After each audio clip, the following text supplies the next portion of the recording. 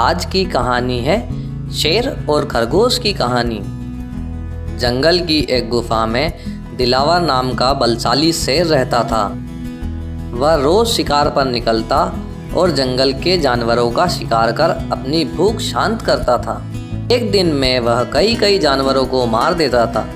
ऐसे में जंगल में जानवरों की संख्या दिन पर दिन कम होने लगी और सभी डरे हुए जानवरों ने इस समस्या से निपटने के लिए एक सभा बुलाई। रोज 3-4 जानवर जंगल में दिलावर शेर का शिकार हो रहे हैं। हमें दिलावर महाराज से इस विषय पर बात करनी चाहिए। समस्या का हल निकालना ही होगा, वरना जंगल वीरान हो जाएगा।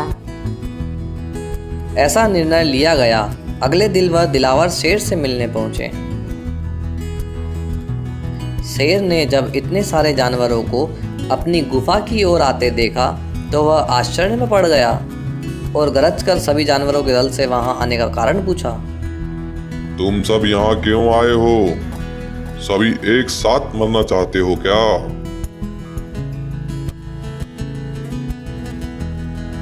महाराज, आप तो वन के राजा हैं और हम सब आपकी प्रजा हैं, और आज आपकी प्रजा आपसे एक विनती करने आई है। कैसी विनती? वनराज, आप रोज शिकार पर निकलते हैं और एक साथ कई सारे जानवरों को मार देते हैं। आप उन सभी मरे हुए जानवरों को खा भी नहीं पाते हैं।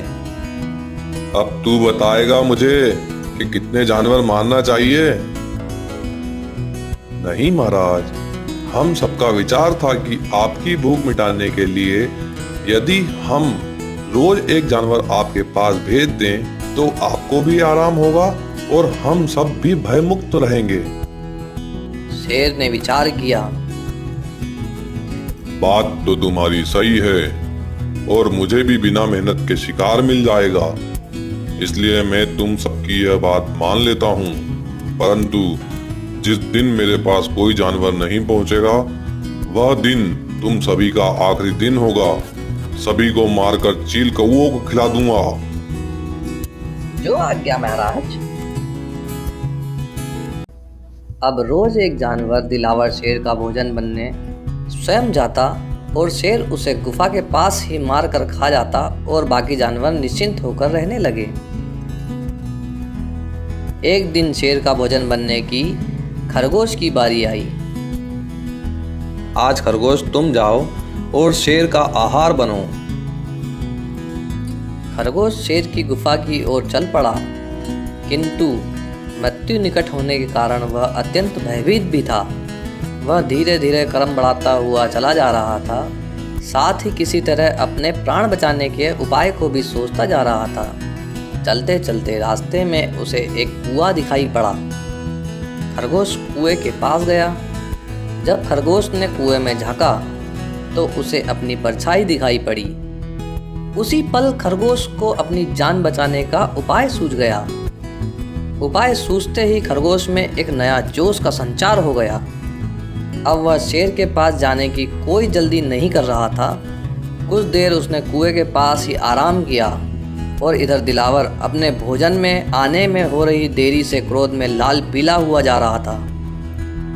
लगता है जंगल के सारे जानवरों के दिन पूरे होने का समय आ गया है। तभी खरगोश गुफा में आ जाता है। ए पिद्दी खरगोश, मैं कब से भोजन की प्रतीक्षा कर रहा हूँ और तू अब आया है। अब मेरी भूख और बढ़ चुकी है और तुझ अकेले को खाने से मेरा कुछ नहीं होने वाला। बता, तुझ पिद्दी से खरगोश को किस बेवकूफ ने मेरे पास भेजा है? तेरे बाद मैं उसे भी मारकर खाऊंगा।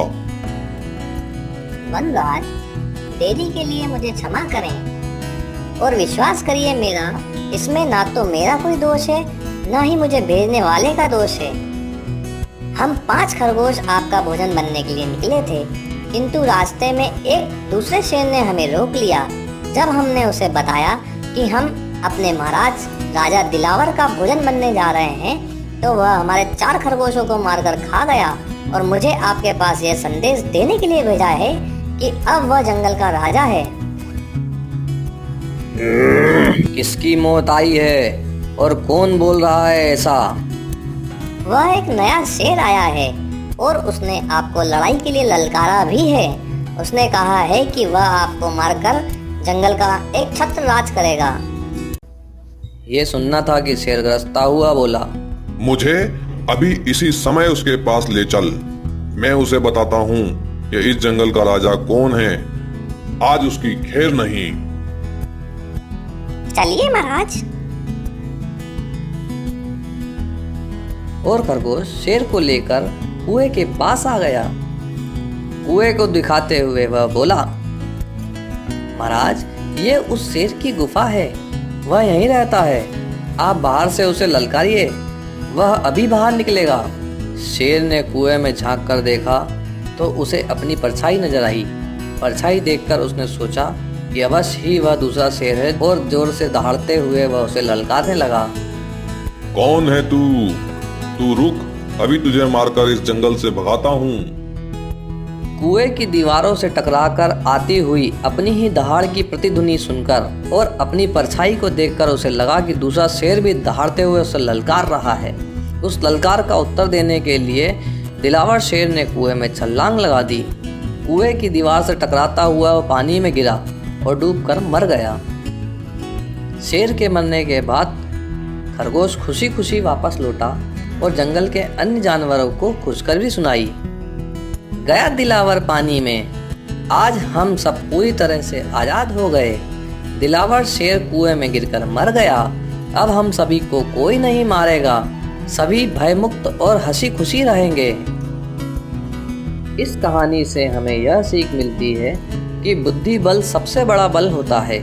इसलिए मुश्किल घड़ी में सदा बुद्धिमानी से काम लेना चाहिए। बुद्धि का इस्तेमाल कर हर समस्या का समाधान किया जा सकता है। इसी प्रकार की मोरल स्टोरीज के लिए हमारे चैनल को लाइक और सब्सक्राइब जरूर करें।